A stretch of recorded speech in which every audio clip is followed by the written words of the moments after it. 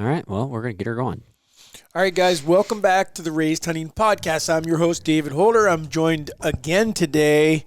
They're back after last week's solo podcast because no one's around, and they made fun because they said that I could have talked for a lot longer than 56 minutes, and I could have.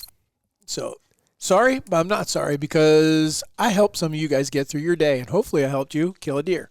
I'm glad because I'm pretty sure while you were filming a podcast, You guys were hunting. oh, I know I was hunting. Well, he did it in that evening, didn't he? No, I think he did it during the day. I did it about the time he was shooting because we were leaving when he said I just shot Big Joe. Yeah. See, 100%. Why we can't be doing podcasts? Yeah, sorry, every guys. day. I picked myself. Yeah, I did. So anyhow, today, whatever you want to call it, when this airs, we're going to be I don't know what my dates are. So 14, It's the 15, 16, 14th. 17, it'd be like the 18th. It's going out 17th or 18th.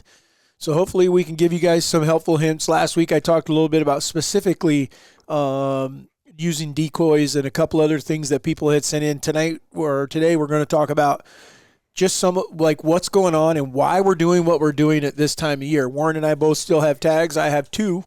And then we're at the same time though, we're going to score the deer that Easton killed. If you guys had not seen, I don't know if he was lucky. I don't know if he called Shane and asked to borrow the hired hand that Shane has that opens the gate.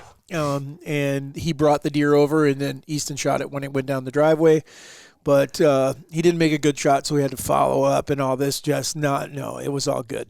So anyhow, a couple things happened with this deer. No more. He lost his PhD here or whatever you want to call it.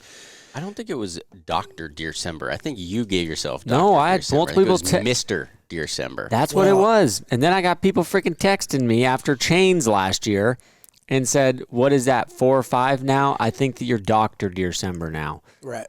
So anyhow, he's lost. Just Jake DeLee doesn't count. He's lost some There's of multiple that others, too. because he killed this year on November 8th. Is that right? 9th? Oh, yeah, 8th or 9th? November 8th. November 8th. About Almost a solid month ahead. Almost a full month earlier than normal. Easton has killed a deer. Not only did he kill a deer, we're quite certain that the number that they're getting ready to come up with is going to be over 170, which means that he has finally killed his first booner. Now, when we say booners, we're not talking about they do not net. That we could care less about a net. If you're into nets, go listen to a fishing podcast. Yeah. Because we're I all had to about put in my resignation as a BNC scorer because I was like, I could care less about net. we're all about They want gross. you to care about net. You hold So- that right there for a second. What do you want me to do? Oh. Yeah, you guys want to look at my big bone? Yeah. That was wrong. If you're just listening, I promise I have not unbuckled my pants. Well, we know we wouldn't be looking at a big bone if that was the case. That would be an oxymoron. Nice. Do we want to? I think you might be looking to cheat a little bit. I'm putting them wherever. You can move I don't know them. if I can get that one that low. You put them wherever you would like. All right. So Are you going to tell the story of it at all? I would think people would want to hear it. Yeah. I don't know the story, so he can tell the story. What do you mean you don't know the story? Of Big you're Joe? saying- yeah, as far as like the hunt. Yeah, that's him to tell that story. Well, I think that this is what we all talk about with, you may know a lot about hunting, but it comes into luck. What? Well, I have not seen the photos of Big Joe the year. That was what, 2 or 3 years ago? 5 years ago is when I first discovered this deer. Okay.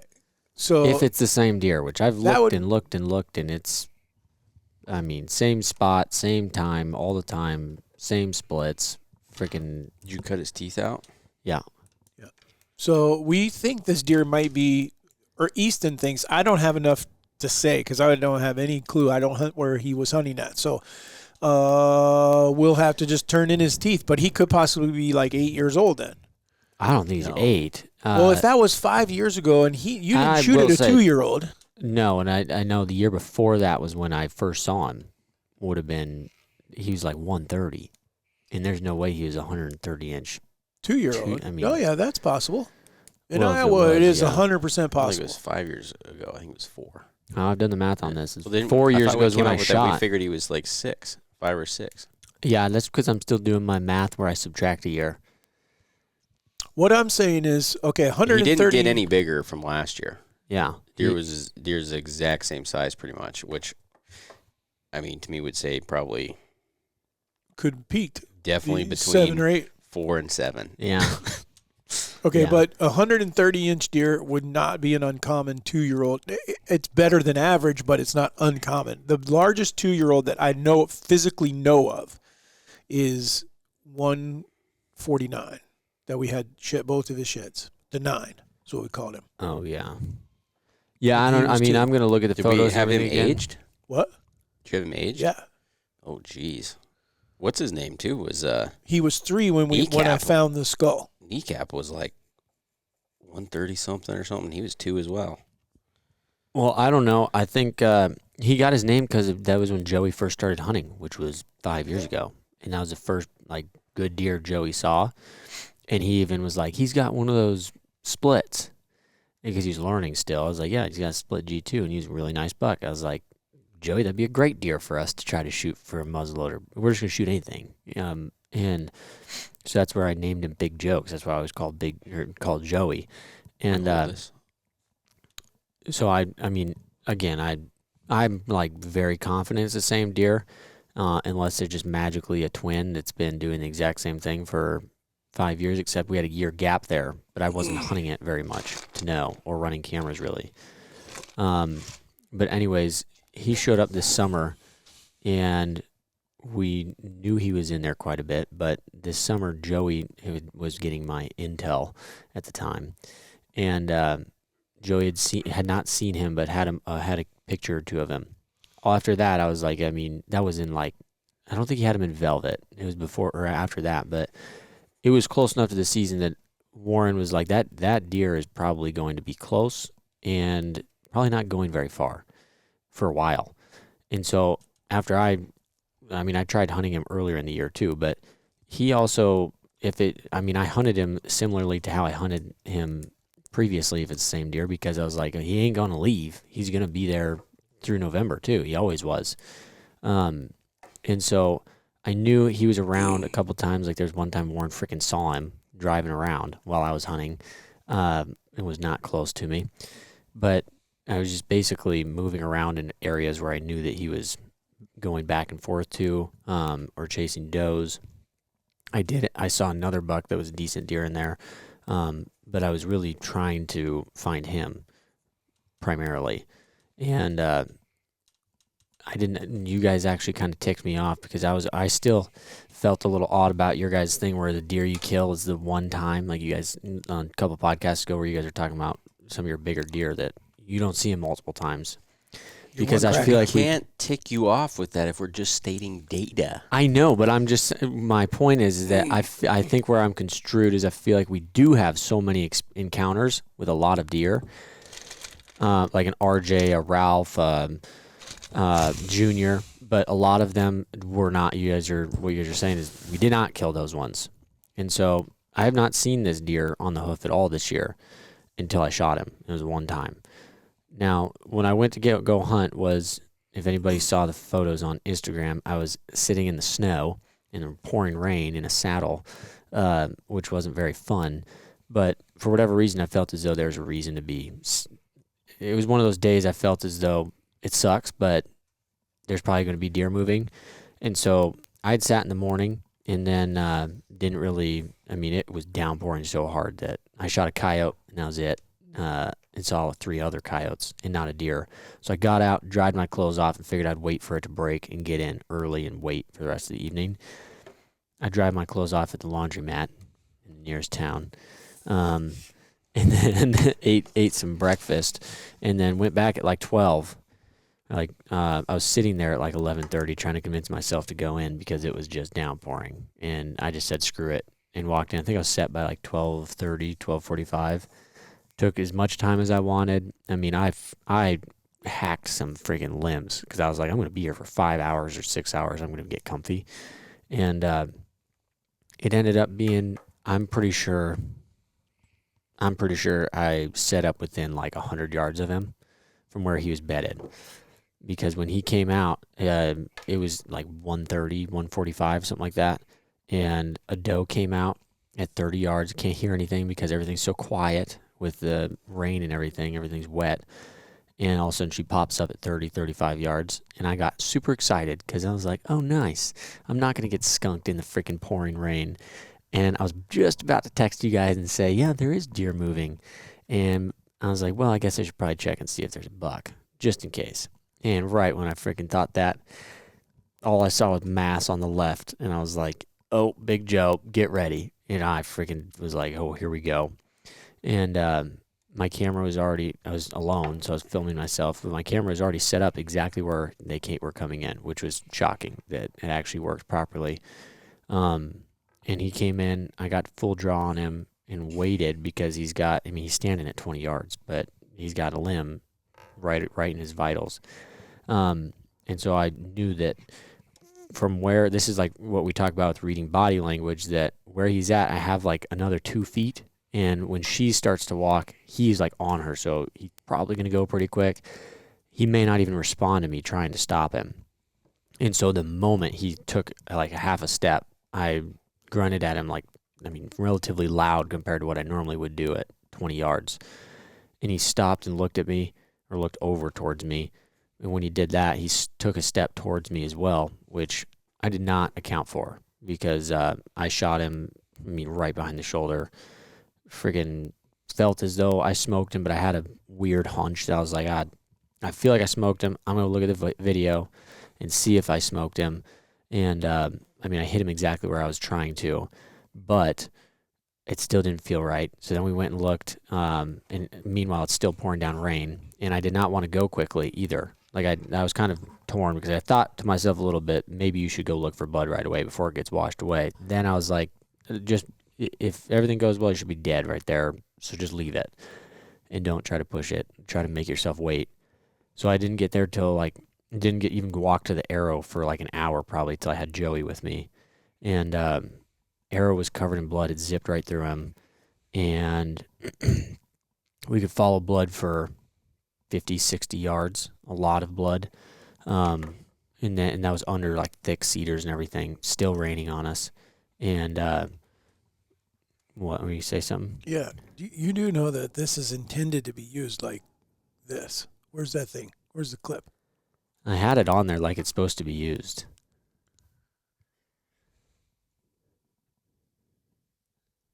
And that's why I had it on there like that.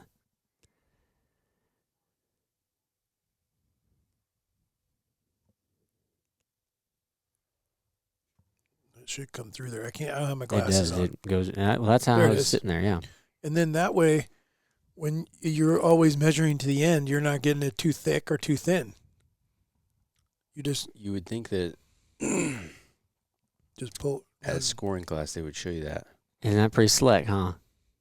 But the only thing is, I don't know if it'll be as accurate. It'll be more accurate. You should keep going.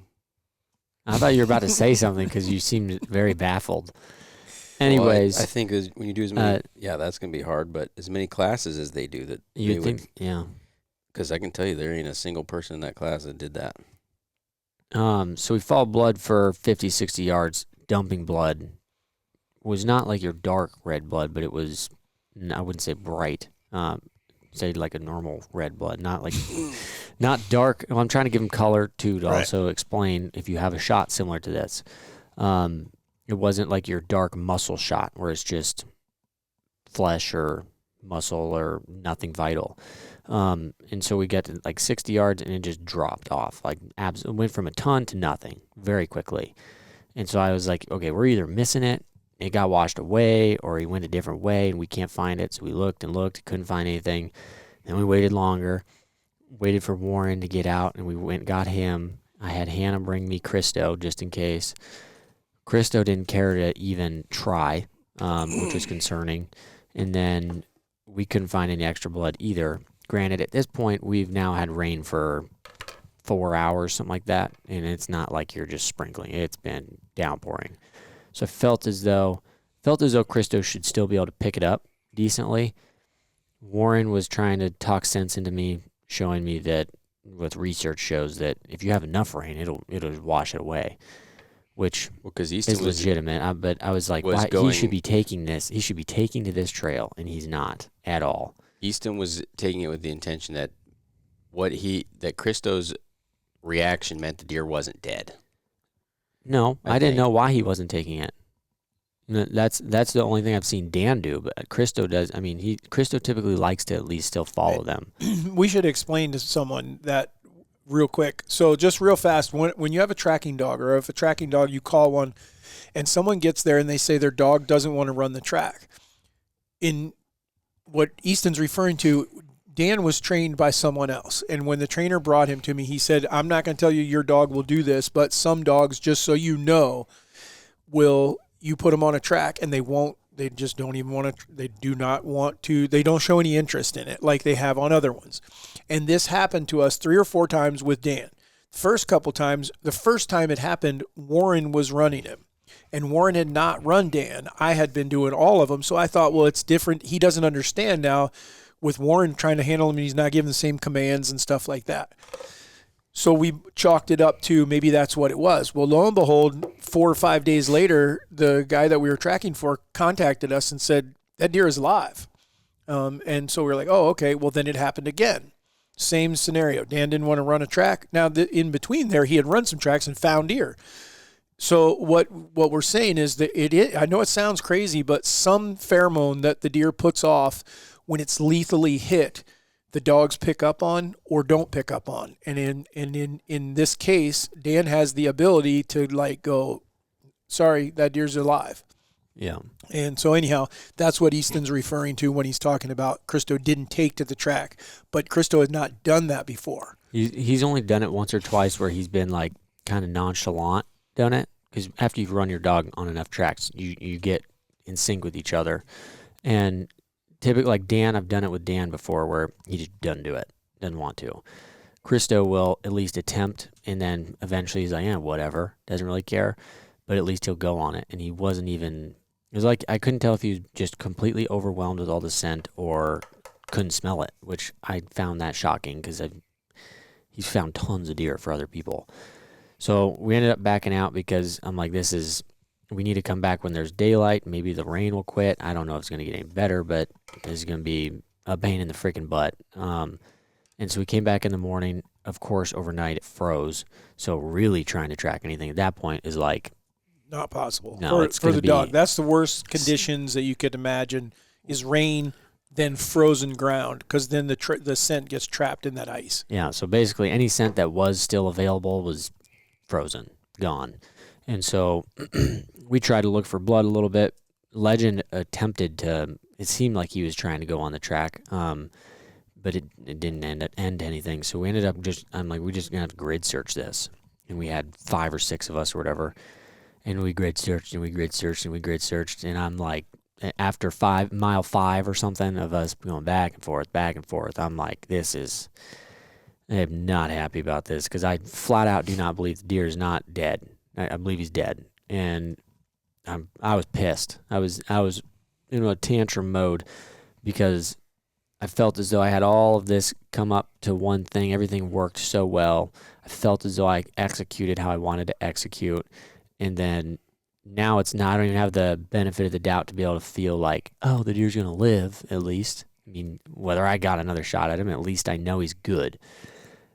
And I was like, no, he's dead. And he's dead somewhere. I just can't find him, which really, really, really irked me. So after Warren and Paw were talking some sense into me about how... We weren't talking sense into you. We were just trying. Yeah, they were attempting. They were attempting to talk sense into me. But well. That is not... I don't like to talk when I'm in situations like that. I'd rather be just left alone. And so they were being supportive, but being denied pretty well. Regardless, we were going to head back. My plan was just... So at that point, Dad and I chose to ignore Easton. Yeah. And let him do whatever he wanted. And we continued our search. That's it. That is not... I don't know where you guys are getting the fact that you think I wasn't searching. I was saying... You were. No, it's not. because I said I'm going to do the same thing. I'm going to continue to look. Yeah, but you were. I'm going to go back this way. I'm going to go get food.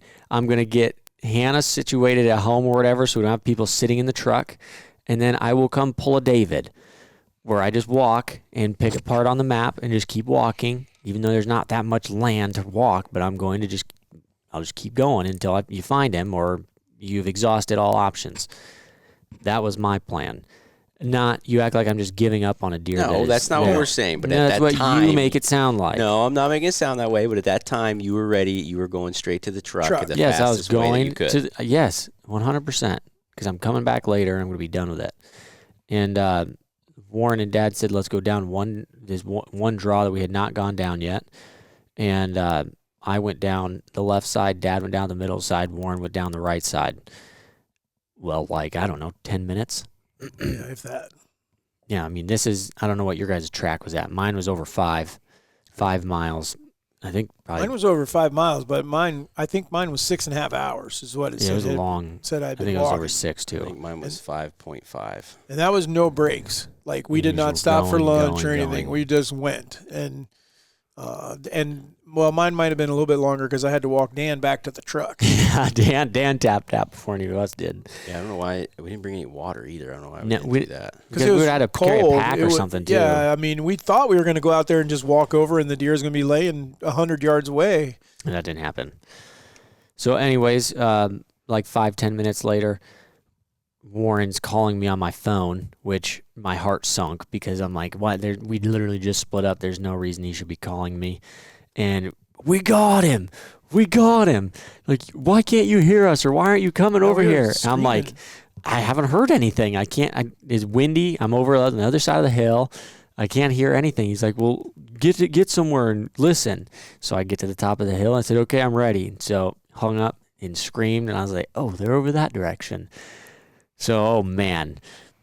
At that point, everything was like, oh, no freaking way that this is actually, because at that point you feel as though you can't envision it. You can't feel like, hey, maybe they are right there. It's just kind of aimlessly walking, trying to find something. And I think it damn near tackled Warren. And then Dad, and then we all had a group hug. And then freaking walked over to him, and he's laying there, which I don't think he was dead for very long. I don't either. When we were able to determine that he was still warm. Yeah, which we had shot him at 2:00 the day previous. The next morning or the next day at 12:45 is when Warren said he had texted or whatever. And so that's almost you're 24 almost 24 hours. So of course we are curious as to where this shot has hit. We know my thought was worst case scenario I hit single long. And I was not expecting a single long and liver, which is what it was. So when he was perfectly broadside, almost level with me, there's no angle up or down, I hit him right behind the shoulder. But when he steps towards me, even just a step, I'm right behind his shoulder, which then puts me back of one lung and then through a center punch the liver, which also shocked me is how I hit the lung and center punch the liver, and he still made it almost 24 hours. It just baffled me, but I guess they're strong and they'll freaking live if they want to live. But Warren had predicted that he was going to be around 300 yards. We all believed he was dead, I think, after watching the shot. Warren thought he'd be like 300 yards from where we shot. After the 5 miles of walking, we actually did where he came from.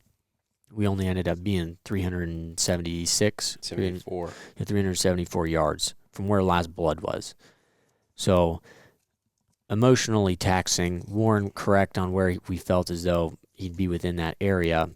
But that shows you how much distance there is in 300 yards. I mean, it's a lot, you got to cover a lot of ground. Yeah. When you cover 300 yards in a circle, meaning you don't know. We had a rough idea where we thought he went, but he was not direct. He was not in the line that he took off from. He ended up looping back to the left hard. And honestly, when I shot him, I found it odd right away how he followed the exact trail that the doe did that he was with.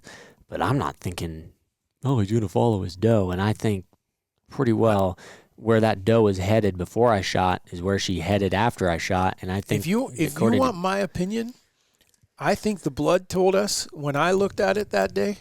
I kept saying he's not running here. There were puddles, which is within 10 yards of where 10 we yards. shot, though. I think when you turn the camera around to try to do an interview, maybe if you had kept looking over there, you might have been able. It was thick though. I don't know that you would have been able to see him. Well, there's 20 or 30 seconds there where the camera isn't doing anything, and I just move it over, right? And it's quiet. Yeah, because I was like, I don't know. You wouldn't have heard him. No, I couldn't hear him. You'd have to see him. Yeah, and I don't know that you could see anything there. And the doe had no clue. Yeah. So she just was like, what was that? He doesn't know because he's all rutted up. I don't know what that was. And so he's just like, wherever you're going, babe, let's go. And then he just kept walking. Yeah. I mean, you look back at that, and then like you said, that where I think that's what she was going to feed in that field, and so those are things that a guy should definitely put in his arsenal of tracking again, if you do think that a deer doesn't, because the one that I was comparing this to was the one that I had shot in Montana, and I gut shot that deer by accident, and he went out into the middle of a bunch of other deer and started chasing does around. And we're like, what the heck? That's definitely the buck I shot. What is he doing? Next morning we come back and he's laying in the river dead. But he had no clue that he was shot. Yeah. So there are times when they don't respond whatsoever. And I don't think he did at all until I don't know when that would have been that he was like, okay, I don't feel good. Well, I've only had it one time. I told you guys, too, where right before I found him. You saw a doe. Yeah. About 100 yards from him is all, from where his body was. I'd busted a doe. Think he went out and fed and came back? No. I mean, he was there somewhere. He obviously had bedded right there because you can see all the blood. Yeah, I think once they bed, then he's just like waiting for it to feel better, and then it doesn't, and then that's it. Because then it's gonna be more difficult for them to get back up and stuff like that. Part of what shocked me though is like I've seen a lot of liver shots, especially like we talked about this on the tracking podcast. The difference between a low liver shot and a high liver shot. And the low ones, all of us kind of agreed. I mean, you probably still want to give them time, but they could die. They could die freaking 15 seconds. They can. Yeah, that surprises me that the center of the liver and he wasn't. I mean, a lung and a liver. And, I mean, not ideal by any means. Well, Juice was liver, and Juice was dead in seconds. Yeah. We didn't know it. Yeah, Juice literally ran out of blood. I did have the one time where me and you shot one of my 9 that I shot. It was a second buck that year, and he that arrow went through him so fast that I asked you if I even hit him because he walked like 15 yards. I'm like, Dad, I thought I smoked him. You're like, no, you did. And by the time I got done questioning whether I hit him or not, he tipped over, which was odd. So anyways, it was very surreal, mainly for the sake of I felt as though after everything had worked so well, something wasn't going to work well. And then I didn't feel as though you could really come back from that. And then it happened when Warren and Dad found him. But it also marks, I'm assuming probably going to mark what everybody has heard me talk about on here is one of my goals has been I want to kill a deer that I've set out to kill in the beginning of the year. And another one is I'd like to break the 170 mark at some point. And I know we're very lucky to be able to have those opportunities, but it is doable being in Iowa. And I was not expecting technically, though, to do it with one deer because I'm quite certain he's probably going to go over 170, and he was one of 3 that I was chasing all year very hard, and it freaking worked. But for all of you out there that are still hunting or still have tags in your pocket, I will say, too, oddly, if you have any information or gut feeling as to where you think a deer is specifically at, I'm not telling you I was excessively loud, but like trying to be loud, but I got freaking close to that deer without knowing it. And I got in, was able to get in, and they come right to me. Now, I could have missed him by 40, 50 yards and never had an idea that I was ever even close to him. But I found it nuts because I know where they were bedded at because that part Christo did do. He followed the track backwards all the way to where I thought they were bedded. You could see where it was matted down, and he circled around right there and then just looked at me. I was like, holy crap. But keep in mind, so people understand, though, that you had the perfect conditions to get in that close because quietly, yes. It was wet. Everything was soaking wet at the time, and it was still raining. So that's causing any kind of sound that's being made is dampened pretty big time. Should we talk real quick about, too, let's say, because I'm sure that there's been people this year that have had this happen, that had a very similar scenario that didn't find them. How do you come back from it? Because I'll be 100% honest, not a clue. I felt as though I was going to have to just chill for a little bit. Well, that meant just going to shoot some does, filming these guys, not specifically for the size of deer, mainly for the challenge that I'd given myself that I have been working on so hard for 3 years that I screwed up, and it was on me. So that part was going to be hard. What I will tell you, though, is why it's so important to have people around you who can keep you sane. For instance, I have these guys. I have Joey. I've got a supportive friend group around me that I know it sounds dumb, but when you're going to have situations where it sucks and where it doesn't go to plan, where you feel like there's nothing else for you to do, and they're going to be the ones that are going to pick you up. Now, I think you guys would have different opinions on, and with more experience, but how to pick yourself up, and how you can go about justifying feeling what's right to do next. Well, I think, and I'll go for, I guess the reason that I think that we're able to help, or I'll speak for myself. The reason that I think that I can help someone in that situation is because I've been there. I've been the guy that's wounded animals. I've been the guy that's wounded more than one in a row, and it was elk, and it was driving me because I didn't understand. I went from hunting whitetail deer to hunting this freaking animal that's 3 times, 4 times the size of a whitetail deer, and I'm hitting them high and low, and they look like they're 30 yards and they're 50, and I'm like, what am I doing? Finally, I'm like, okay, calm down, and this is what you're going to do, and forget all the killing a big bull and all this stuff. We're gonna shoot an animal, but you're gonna make a good shot. And it was that scenario was like my first year or two hunting elk in Montana, and that's when I decided I'm going to start drawing a line, and that's where I have to have them within this. I'm not a long-range shooter. I never will be. I can't shoot a target very well, and if I want to be lethal with my bow on elk, then I need to have a minimum and a maximum. And that's what I did. And once I did that, what was your minimum? Meaning I don't like anything too close. Like I'm talking like under 10 yards. You shot stuff at like 5 or 6. But I mean, as long as you can get an arrow off, you're shooting. But I'm not talking about the fact that you. I'm just giving you crap, Dad. What I'm saying is that you don't. There's a happy medium, and that's 12 to 17 yards. I can tell you right now. I don't even think 12 is close. I feel like 20 close. is wonderful. I like 10. I'm good with that. Yeah, I'm like 12 to 17 is 17 is, for some reason 17 is they're not 20.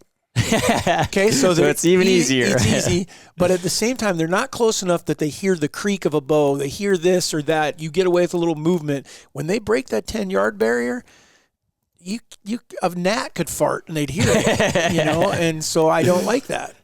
My percentage on under 10 yards is quite good, but there's not very many. I hope so. There's statistics showing is that a bee? No, it's one of those beetles. Some of the closer angled shots like that are very difficult to make. Oh, I am from a referring out of stand, a tree yes. stand. I'm not talking. I've never shot anything not in a tree stand under 10 yards. Turkeys. I've shot turkeys, and those I don't have issues with. Well, but so anyhow, my point is, I could talk to someone and say I've been there because I've been the guy. There has been that thought. I've been the one that has said, "That's it. I'm done. I'm not ever shooting another animal with a bow and arrow. They don't deserve to have me hunt them." And so what you do have to do is you have to learn, what did I do wrong? And then you have to be able to analyze it to the point where, did you do something wrong? Did the animal, because if the animal ducked, you still did something wrong. If the animal didn't duck, you did something wrong. You need to be able to read. We talk about it on this podcast over and over and over again. Probably the number one problem that people have when it comes to executing a shot is not reading the animal. Body And I think Body to clarify language of what the you're animal. saying there, I think you're saying like it's not your fault the deer ducked, but if And you you didn't can't hit him control good, you that. may not have been aiming in the right correct place to allow for them to duck. And if they don't duck, then you weren't paying attention to why they didn't duck. And you need but I could sit here and preach it all I want. The problem is the only way you're going to get really good at that I know of as of right now is experience. And that's where someone needs to take their pride out of their pocket and flush it down the toilet and start hunting. And I'm not picking on does. I'm saying hunt does. You get more tags for them. You get more tags from them. You see more of them. You're going to get more opportunities. You're going to get to be hunted in the first place. Yeah, and I mean, don't go kill does if you're in a place that you don't need to be killing does. But if you have a place, and I don't care whether it's a doe, if you have something other, a different animal that where you live. I thought pigs would be a good one if you can get those to come in properly. Just something where you can actually, you got to get to full draw with that animal close by. Yeah. That feel some kind of real life adrenaline rush. Yep, and see what's going to happen when, and then also seeing what happened when you shot him. You know, you hit him and you killed it. Okay, look at it. Look and see. Was this lungs? Was it heart? Was it heart lungs? Was it liver? What did I do here? And all of a sudden, I mean, eventually you do it enough times, you'll get very, very good, and it'll come very, very quickly and very calmly. You'll understand what angles you can't make, you can and can't make. Because one of the things that Nick and I were talking about, I was referring it to pool, the billiards, playing pool, and that is like so incremental for those angles. Shooting a bow is no different. Yeah. It's not quite as minute but if you're off by a millimeter when you're trying to bank a ball into the corner pocket, you're going to miss. If you're off a little bit with a white-tailed deer or any other animal, you're going to possibly miss the heart, miss the lungs. There's already so many things that can go wrong because unlike the difference between the pocket on a billiards table and a deer, that deer can move. Yeah. So anyhow, there's just a lot. I really, truly, I think we have some ideas. We're going to hopefully put some stuff together. I would like to, because I think there is something out there for people that we could offer to help with shot placement. 100%. And I'm not talking about after the fact. I know the Drurys have their Deercast. They have, and it's excellent from what I've seen about how this is what it is after the shot. I'm talking about something where you could pull it up and kind of flashcard through, say, okay, where would you aim? And then be able to pull up something that says, here's where you probably should aim. You know, here is pinpointed what we're saying. Here's the circle of that area. Because this goes back to what I say is a big problem with 3D targets. When people get used to shooting a 3D target and trying to hit that 10 ring, you're going to learn some bad habits. Yeah. Yeah, for sure. So. Okay, can I share my opinion? Yeah. Okay. I would say that there's two camps here. There's a camp of people who are still trying to get it right when you were at the elk situation. And I think for those individuals, you need to do exactly what Dad's saying. You need to step back and say, okay, what is it that is consistently going wrong, and what can I do to solve this situation and try and fix it? And then I think there's another camp, and like this would have been where I'd have put Easton, that you know what you're doing. You're able to make shots. You don't have a consistent track record of hitting lots of animals. For the most part, you're making good, clean kills the majority of the time. For you, I think you get a 12-hour rule, and that you get 12 hours to piss and moan and sulk about it and then move on, because you're not doing it all the time. Mistakes are going to happen. Things are going to happen, and it's not a matter of you're not doing this all the time. It's not happening over and over and over. It is that one-off instance, and you shouldn't. I think the longer you allow that to affect you, the worse off you're going to be, because now you're going to be in your head opposed to that confidence that you usually have. And if you were able to say, okay, all right, now I don't allow myself to sulk over this anymore. I'm going back to killer mode. You already know what to do. And I think to do that, you have to have that confidence in yourself and in your ability. And so you need to make sure that you get out of sulk mode and turn it back into killer mode. So that's the two separate camps I'd say there are. Well, I think there's also, just like every scenario is slightly different. Like we're talking about whether an animal's going to duck, whether it's not going to duck. You can't just say, always aim here, and it's going to work. That won't work. Same thing goes for that, though. There are times, like what you're referring to, do the David Holder, and what he's referring to is a bull that I look for 6 days. The difference in that and one that I'm trying to think if I've shot one since then. I don't know that I have, that I didn't find, but I didn't look for 6 days because I didn't kill it. That one I knew was dead. There was no possible way that that animal was still alive. That's the scenario that you were looking at the other day. Was we knew the arrow had passed completely through that deer. We could see on video where it went in. There was no way that it did not hit something of vital, meaning whether it's heart, lungs, liver, guts, something lethal that was going to kill that animal. There's a difference between that and nicking their back and then walking for 6 days trying to find something that's probably still alive. And that's where I agree with Warren. I don't know if it's 12 hours. I don't know what that time is, but you got to shake that off. You got to be able to get back and say, but when you hit one that you truly believe you killed it, then, are you the guy that's going to punch your tag and say, I'm done? I killed one and I just have not recovered it. I've done that. Well, that's what I was trying to explain with. I wasn't saying, hey, I'm just going to be done hunting forever. I was like, I seriously think that if we no matter what, after 2-3 days here, if I can't find this freaking thing, that I think I'm going to have to not mark the tag, because I don't have any ounce of me that believes that he could have lived, which was really irking me that we couldn't find it. That's what I feel as though you have a lethal shot. There's not very many situations where we don't find it, whether it's using a dog, ourselves, or it ran over and tipped over like it's supposed to. Right. So that's where I was at. But it ended up the way I'm assuming it was supposed to end up, and I could not be more freaking happy with it. We've patiently waited. I've had lots of people texting me asking, did you score it yet? Did you score it yet? Because what was it today? Friday? Yeah. Yeah, Friday. Shot him on Saturday. So it's been a week where he can chill out a little bit.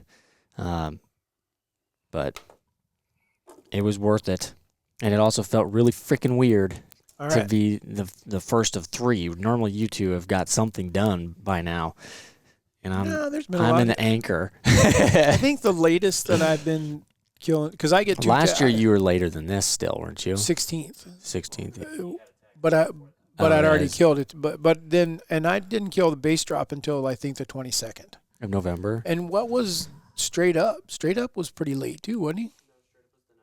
Was it? Okay, I can't remember. Warren's like October 25th to November 10th, or I guess 11th to stretch a little bit, is like more than 50%, if not higher than that, right?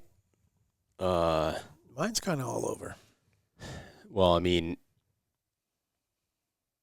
if you take out November 10th alone has like 8. Not actually, but like 2 or 3.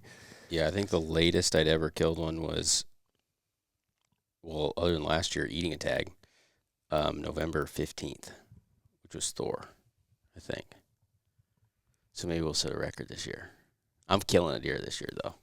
Yeah, well, tomorrow I don't care if you a better. fork and horn walks by. Hey man, I think it would be wonderful for you to get get the December taste. There's a button bucket. Oh, don't say that. I wish that on you. Yeah. You guys give me all kinds of crap for it. There was a button buck that blew at Nick and I the other day, and I said he might get it. I'm like, what are you thinking, you little turd? I still find myself fighting the desire to shoot does. Oh yeah, I wanted to shoot. We've had them underneath us the last 2 nights. Like, ooh, this would be so easy right There's here. one tonight I thought might get Warren's arrow. Yeah, that she would not stop. She wasn't even looking at us. She All was right, standing well, we there. better see if we can help some people, huh?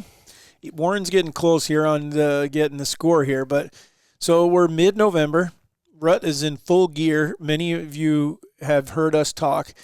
The scents have done phenomenal for us this year as far as inventory. We know where they are. But they take a break. And what I mean by that is once your rut hits, and I won't use dates because it's going to change wherever you are in the country, but our deer definitely are, like, I can look at my trail camera photos and videos and stuff and see they were hammering it right before the rut, right up until, and then when that first doe came in heat, bloop, Yeah. we're gone. We are not. I watched a buck go underneath a hemp rope and duck. He was going right by it. And then, but then the next buck that came by, oh, let me see. Let me work on this again. But so just his mentality was her. Yeah. And she was right in front of him, and she went underneath it. And so when here he comes, and I'm like, well, I can't wait to see if he stops and hits that rope. And he just like ducked underneath it and kept on going. Yeah. So, but my point is, I think you'll see hemp ropes, rubs, scrapes, all that start to kind of pick back up. Maybe like for us, like, and again, if I don't use dates, after 2 or 3 weeks of really hard running action, that starts to weigh off a little bit. Now they get back to kind of a little habit, you know. Feels a little more like the pre-rut. Yes, and so that can be lethal again. Right now, I'm still hunting next to those scrapes and stuff because if they get a little bit of a break, we're still seeing them swing in, but they're not coming 4 or 5 days in a row always at roughly. And even if you were dealing like what I was dealing with, mine were coming consistently, but at night. I just didn't have the bucks that wanted to show up in daylight hours. Well, when it's 75 degrees, that doesn't help either. That doesn't help, for sure. Rubs have been, or historically, even a little bit better than your scrapes during the for rut. Sure. But there's nothing that's going to change a doe in heat and a buck that is not leaving her. Like you're not going to be able to. No grunt call, no rattling antlers. The only situation I felt as though that you could potentially have something like that would be a situation like Warren and I got into last night. And it still didn't work. No, but I do think that what we talked about would have been potentially the difference, and I still don't think it would have. I was like 50-50. What happened was we get into a spot where we know there's deer around, and we know there's a couple deer that we'd probably shoot, and sure enough, I mean, freaking, like, I don't know, we have an hour left to light, something like that. It was pretty early. I see a buck cruising through the trees. I'm like, oh, there's a deer cruising, and I'm like, I think it's a buck, and then I put my binoculars on it. Big buck. That's a good buck. And Warren looked, he said, that's one of them. And so he's like 200 yards away, 150 yards away, not coming anywhere close to us. Basically going parallel with us, going to keep going on past wherever he's going. And Warren tries to grunt at him because he's calm, so he could at least he could hear it. He hears it, listens. Warren grunts at him again, and then he's just staring, and starts to go like he's going to go across the fence. Well, then he comes right at us, and I'm thinking, oh, he's gonna freaking do it. But we got 150 yards here for him to get very distracted. And Warren's thinking, oh, he's just looking for a better spot to hop that fence. Well, he gets on into our field and is acting as though he wants to come to us. But you can definitely tell this buck was 100% cruising. He's looking for a doe, and there's nothing else around. And loses interest, goes on up the way he's going to continue to go. And we're basically sitting on an open field. There's one big chunk of timber, and then there's 2 fingers that come out of it. We're on one of the fingers. He's on the other finger. And he's going up that one. When he leaves, me and Warren are thinking he's either going a long ways or maybe he's just going to freaking circle around, hit the finger we're in, and come right back down the edge. Sure enough, like 30 minutes later, doe runs out right above us, and he's following her. So in less than 30 minutes, he found a doe. The calling did not work in that situation. The only time I felt as though it possibly could have is when he finally got his doe to where she was at, which was still like probably 100 yards. Another buck came to try to. I don't think he had any hope in actually stealing the doe, but he was sure going to try. And he's snort wheezing at him and freaking grunting at him, then goes and runs him off. And then if he even freaking makes a peep over there, goes and runs him off again. And I felt as though I told Warren that maybe, especially beforehand, like before that buck found the doe, if you could have potentially rattled and been able to give him some of like leaves crunching or something where it felt more real, because he couldn't see exactly where we were at, that he just interacted with that buck knowing that something was going on over there. I think that he potentially would have came over because of hearing the chasing. That's exactly what he's looking for. And it looks to me like he didn't have any care about stealing it if there was one. But calling in that situation is, there's a reason Warren didn't throw the whole friggin' kitchen sink at him and everything else. I mean, he grunted at him. He didn't react. So that Warren didn't start snort wheezing or rattling or trying to get him to do anything, because at that point you know that the chances of him even reacting to something he's not looking for it. He is looking for a doe in the doe and heat.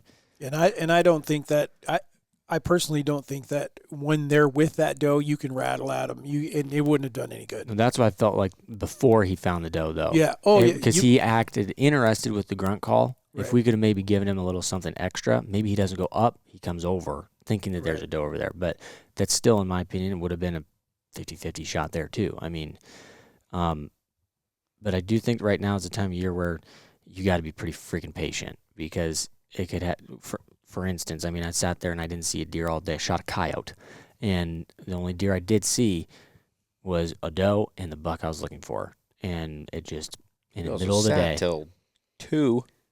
I sat in the morning when Warren got in and 30 minutes later texted me, "I'm not sitting in this. This is terrible." I couldn't even keep the camera out. It was getting soaked. Yeah, I had packed for that. I had the camera covered and everything. I sat there. I was kind of mad at him because he's like, "Oh, you got to go. You got to do it. You got to do it." So I'm like, all right, you know what? Whatever. And so I'm like, I'm going to channel my inner Jocko. And I did it, and I went. And then I get a text like an hour in, which I was like excited for him. I was like, "This something." Now, so I got to sit there for 3 hours and get drenched as he was able to get out right away. Well, it didn't matter. I was still out there. But the point is that I could have very well easily missed by, like I said earlier, 50 yards, because he was with a doe. There was not very many other deer in that area. There wasn't. I mean, this is the time where I hate the rut for that situation, because the only thing I like about the rut is when you have 17 friggin' bucks running around, beating the crap out of each other. They could be little tiny guys, and does running. It's just mayhem. That's the rut. That's fun.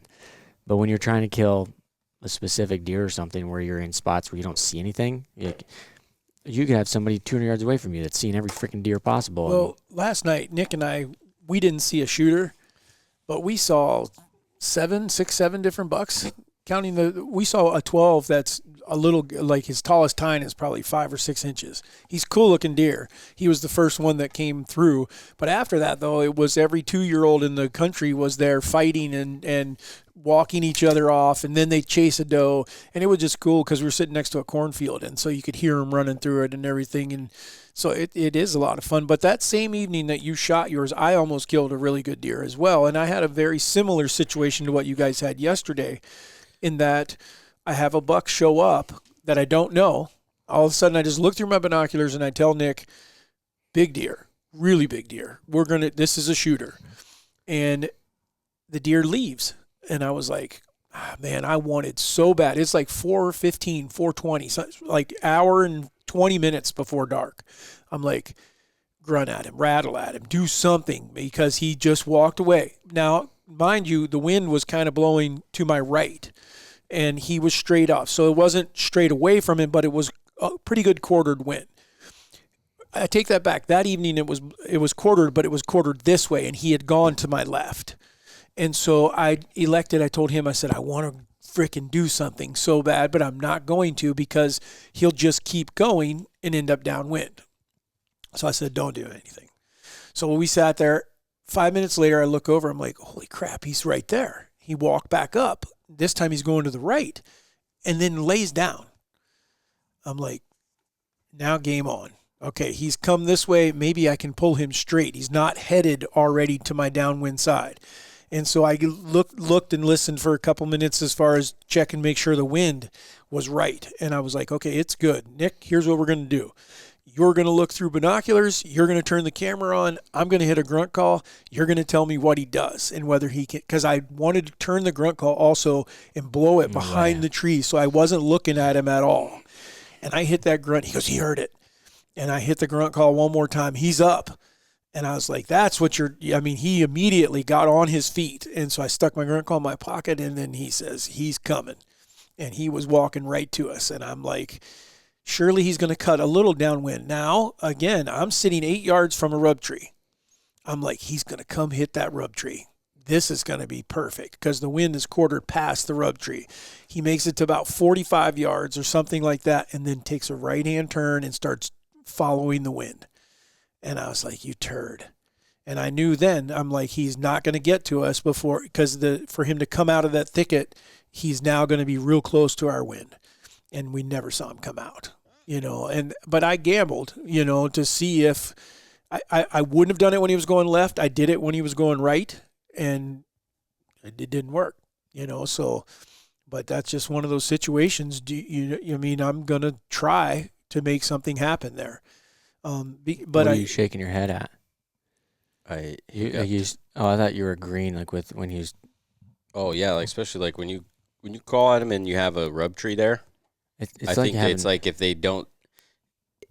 All other situations, they don't see the deer and I think they hang up and they leave. Yeah. That situation's like, well, I might as well hit the rub tree and let them know. Yep. Yeah. That's exactly what I was banking on. And the rub tree was between me and him.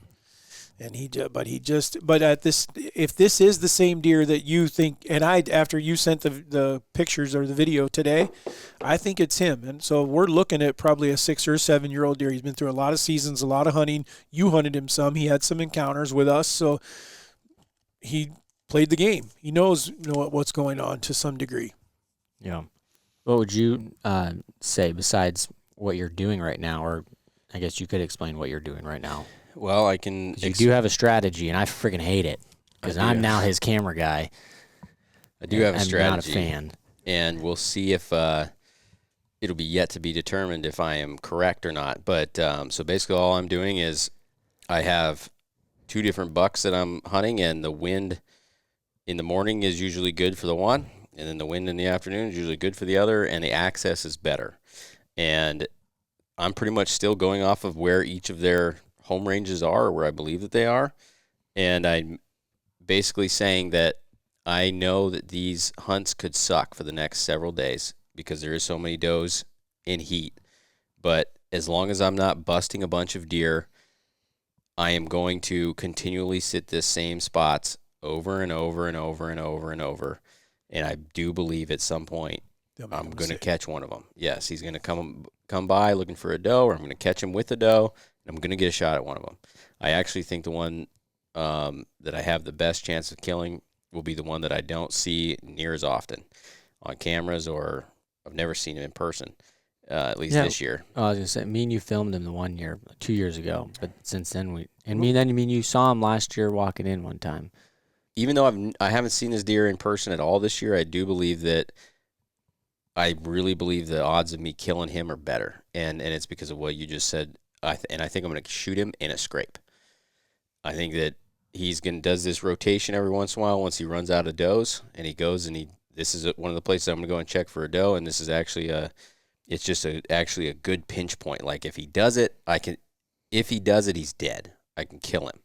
Where the other one, I know where he's at somewhat the majority of the time, but like getting him pinched down inside of 40 yards is just really, really hard. And so that's basically where I'm placing my bets, is that even though I know this deer may go on a hiatus for a few days, I'm going to do my best to keep my head on straight and not let it bother me, and just continue to go back to those 2 spots. Now, if I think that I'm starting to burn them and I'm getting busted a bunch and stuff like that, now I'm going to adjust. But if I don't, then I'm just going to keep doing that. And my strategy is very similar. Matter of fact, we talked about that today. Nick and I did, where are we going tomorrow? And I was like, okay, I got 3 places with a west wind that would work. Here's the one where I don't bust any deer going in. That's where I'm going. Yeah. I'm going there, and the part that I like about it is it puts me really close to a bedding area, because the last 2 mornings have been 45 minutes Of movement, and that's it. And I literally could see them. Meaning, I like yesterday, told Nick, I look over and I'm like, holy crap, you're not going to believe this. I'm looking at a buck bedded.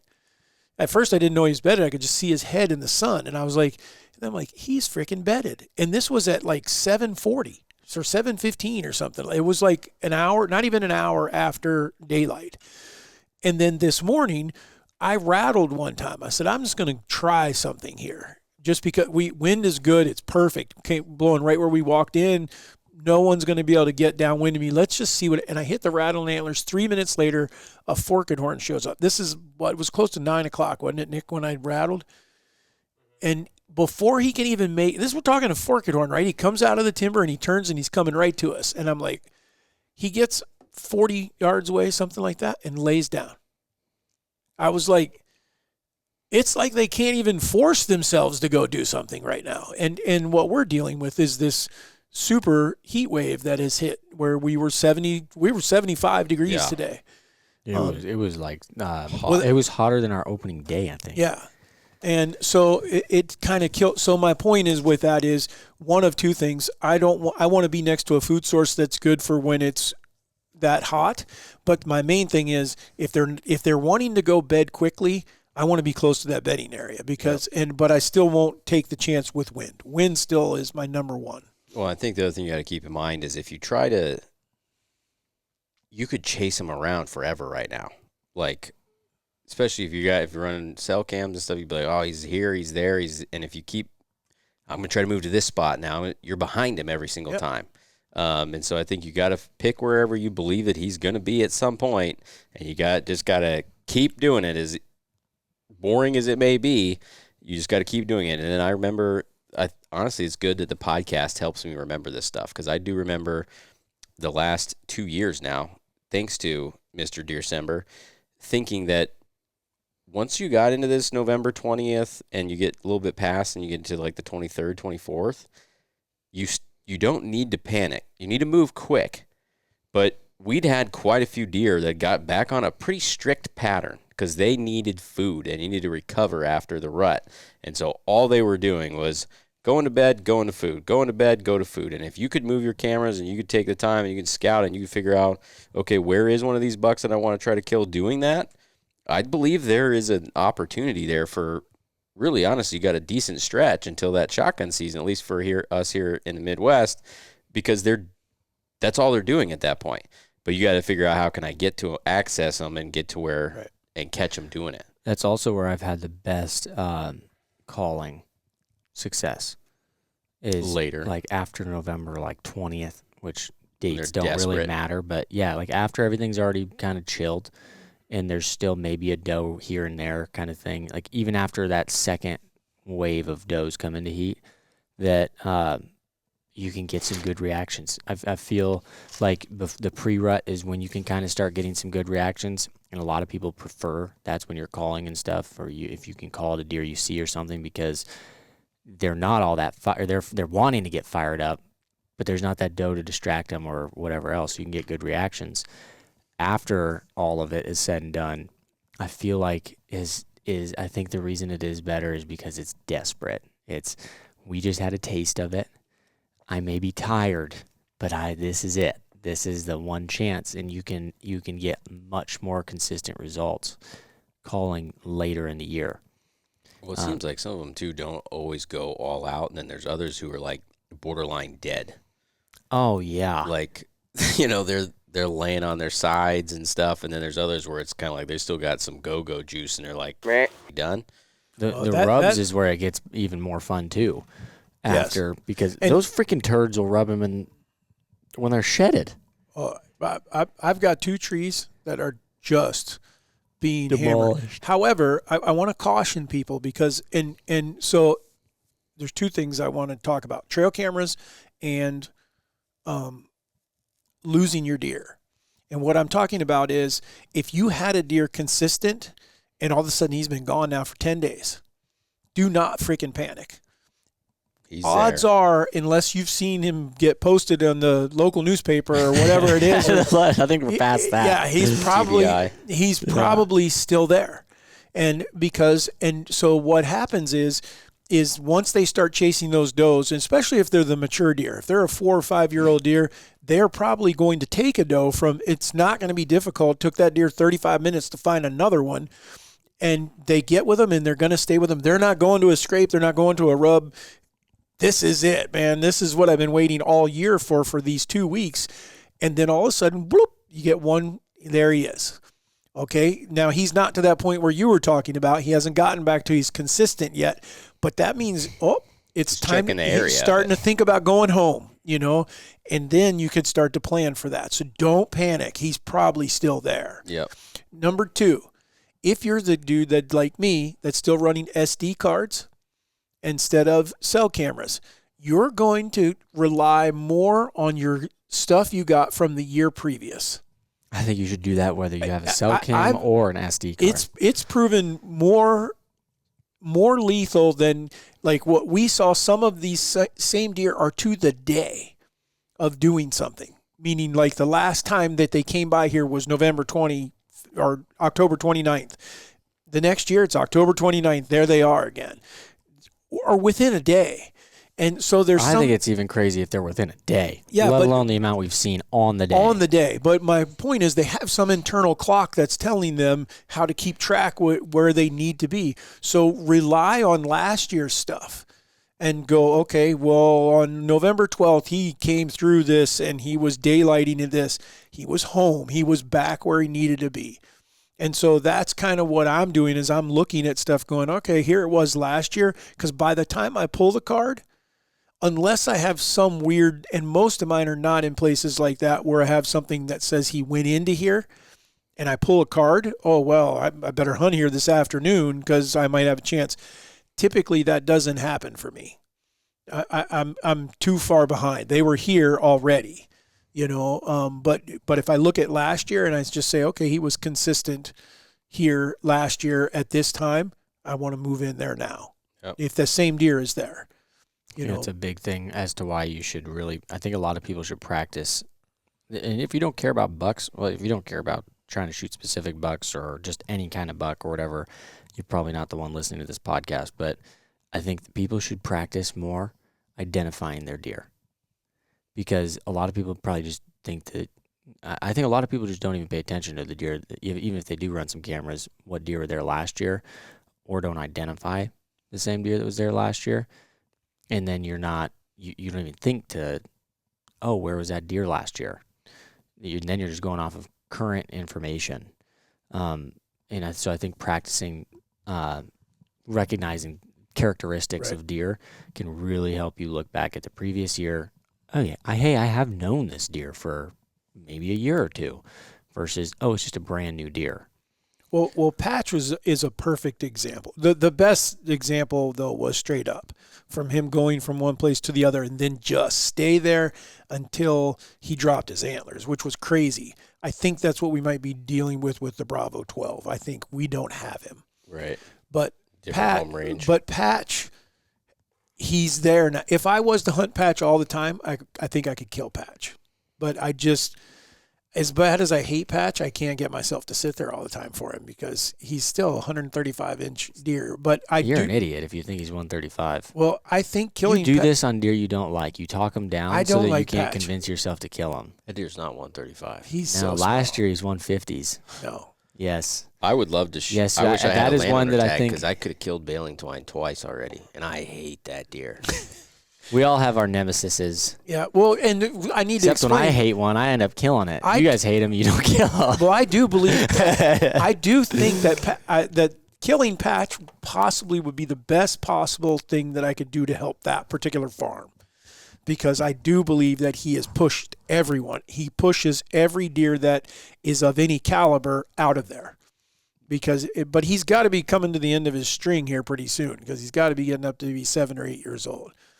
but he is a worthless, scarred up piece of pain in my butt. That's what baling twine is. He's a marshmallow. This fat bastard just walks towards all the other bucks, and they just run off. That reminds me of Austin Powers. I hate that deer. All right, you better get to well. Hopefully, get to bed so we can all get up early again. Yep.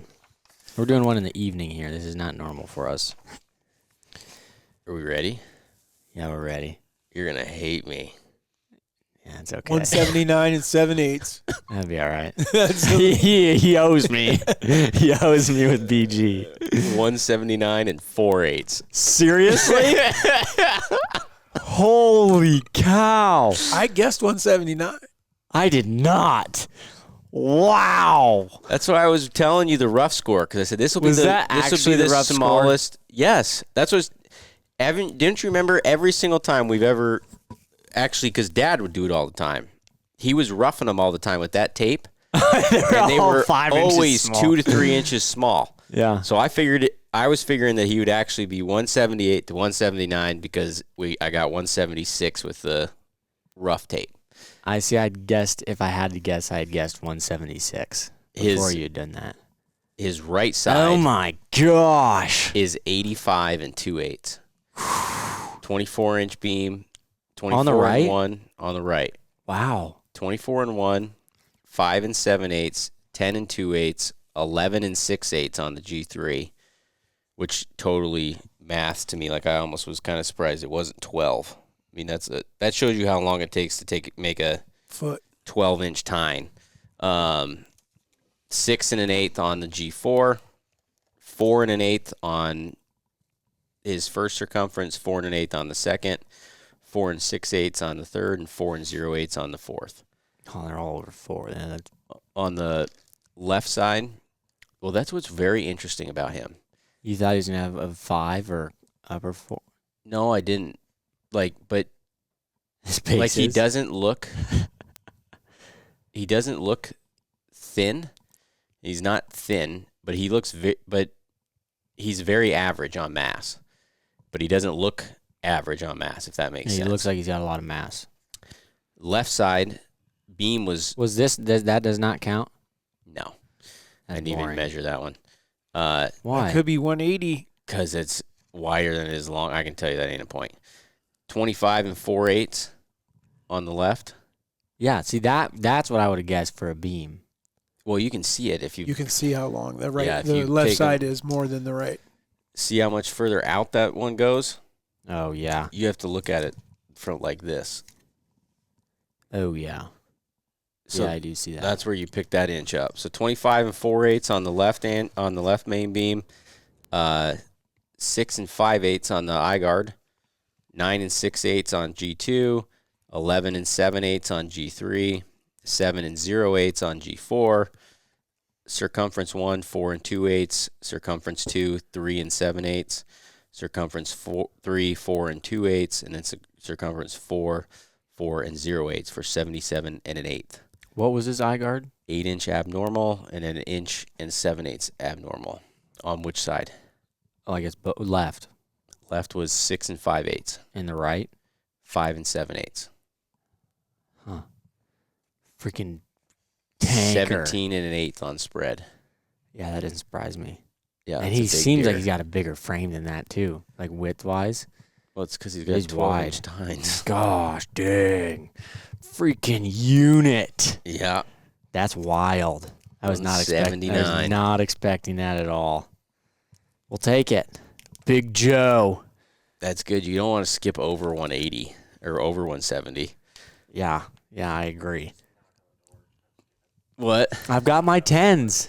I think 20s is the only one I'm missing. What are you talking about? 10s and 20s. Like we've always joked, like if you could kill a deer, like each 10-inch increment. Oh, like My first deer was like 70 or something. Yeah. Okay. And so like 80 to 90 I didn't have. Like 100 to 110 I have. 110 to 120 I have. I don't think I have 120s. Then 130s I have. 140s I have. 150s I have. 160s I have. Now I have 170s. I need one in the Nice. 160s. Oh man. I don't remember. I always thought your double split eye guard or split G2 buck. I always thought he was 160 something. But 158, wasn't he? Yeah. I don't know if I have 160. Do I? Straight up was, wasn't he? Yeah, 161. Oh, he was. I was thinking that Is that also. what straight up was? MJ. No, might- MJ was 161, and your Canada buck was 160. Oh yeah, he was. Not Five, just shy. 7. Yeah, 168. I think 167 or Yeah. 168. You probably have all of them. No, straight I up don't was know. not 160. I don't think. I don't think he was think 50 something. Yeah. He's probably got from 50 to 180. Yeah, he does. What do you mean?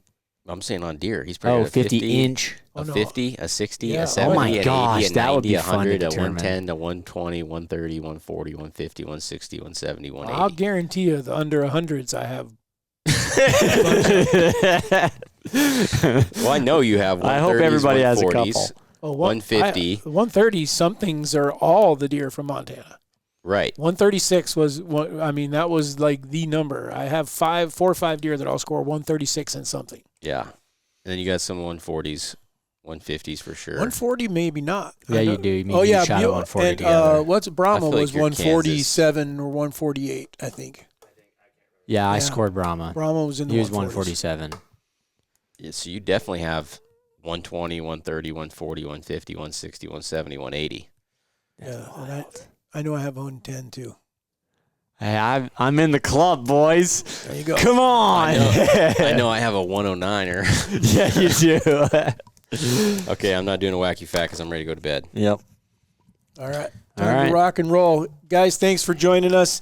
Hope you enjoyed Easton's little story there. Hope you have a story to tell of your own. If you do, shoot us a message. Send us a picture. Don't forget, Christmas is coming. Scent sales should be slowing down unless you're in the South where we are seeing a pickup because you guys are just getting started with your rut. But for those of you that have already seen it, had it, don't forget the candles are out there, all kinds of apparel. Thank you guys for tuning in. We appreciate you. And this is the Raised Hunting Crew signing off. Ka-chow.